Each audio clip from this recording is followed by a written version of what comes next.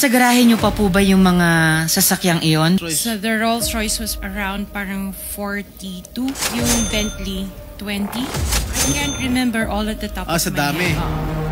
Sarah, Diskaya, nasa garahe nyo pa po ba yung mga sasakyang iyon pag chinek po ngayon? Yes po. And sabi nyo po kasi sa kanila nung interview, 40. Gano'ng karaming kotse meron kayo? Personal use lang namin, nasa 30 plus na yata siya. 30 plus. 40. Mga 40 plus.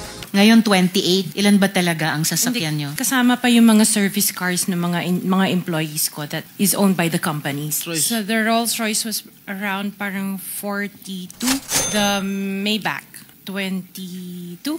Yung Bentley 20. Yung Cadillac po. Parang yan, mga 11 yata po yun. One white, one black. Yung isa 8. Yung black. Yung GMC. Dalawa. Parang nasa 11 din yata siya. Just the one autobiography, 16. Defender, Range Rover. Nasa parang 7 yata yun. The Evoque, Range Rover. Parang nasa 5 lang yata po siya. So ilang beses ka bumili ng kotse sa isang taon? Minsan sa isang taon, isa. Or kaya minsan 3 yung iba. Yung sinabi niyang pinagbilan niya, yung Frebel Enterprises, ito yung mga charge ng BOC. Puro smuggle ng sasakyan nito. So ilan po yung mga sasakyan na sa inyo at inyong pamilya? 28. 28. Oh, napakarami pa rin po.